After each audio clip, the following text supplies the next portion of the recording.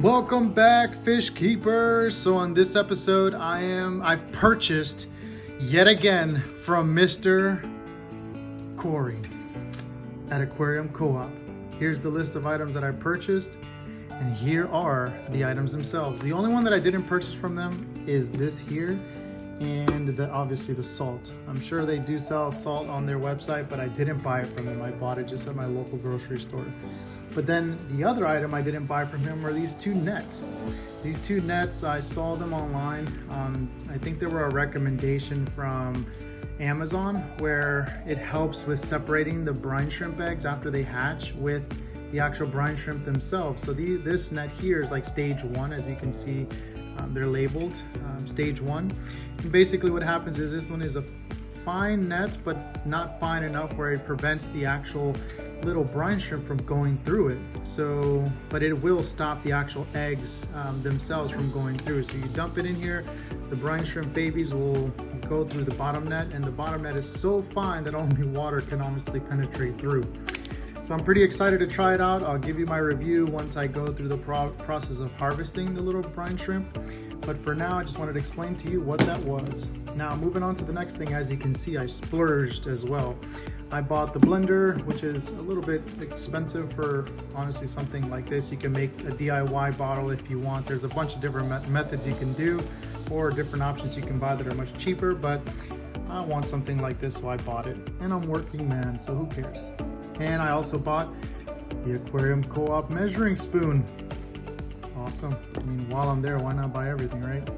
I bought the brine shrimp eggs, and I also bought the little air pump. The air pump I thought it was interesting. I probably have an air pump laying around that I could have used, but I just like the size, and I just want to see how much pressure this puts out and see if it's actually worth it. If so, then I probably will buy another one for another project that I have going on, but for now, we'll use it specifically for brine shrimp.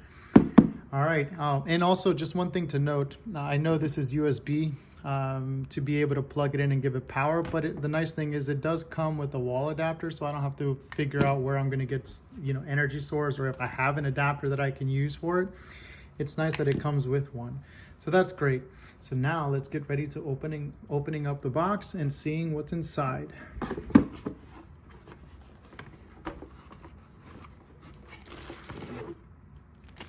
All right, so here's I guess we can call it the plastic container slash blender.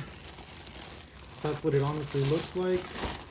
Here's the stand. For this episode, I am going to use the stand. I'm planning to actually hang it up against the wall. I haven't decided where it's going to go yet, but once I do figure it out, then I will maybe make a video of the dimensions that I use for the piece of wood that I cut out and how I plan on hanging it and why I chose that specific location. But for now, I'm going to use the stand. And here's the blender itself. Nice and clear. Beautiful. All right, so that's what it's gonna look like inside the little stand, which sits perfectly, moves a little bit, but not too much. Perfect. I'm not concerned of it knocking itself over or falling over, or my dog accidentally tapping it and it falls to the ground. There's this little bag that comes with it, and it has a couple goodies inside, so let's open it and find out.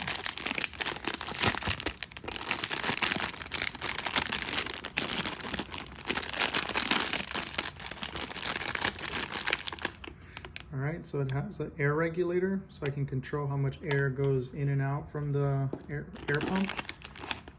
There is this is a thermometer. I don't know if I'll be using this, to be quite honest. This is probably just gonna sit in here. I don't need to really measure the temperature of the water. It's gonna be in the house, so it's room temperature, and I think that should be enough.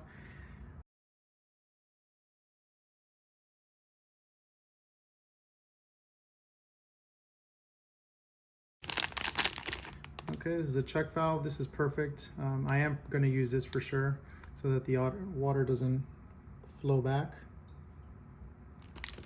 And then lastly, it's this thing, and I don't think I'll be using this, to be honest. Again, I have that little net, but it may be once I put everything into a little cup, I'll be able to suck some of these little brine shrimp out and just feed it into the aquarium. But here we go. Let's get ready to set it up and fill it up with water, brine shrimp, salt, and air.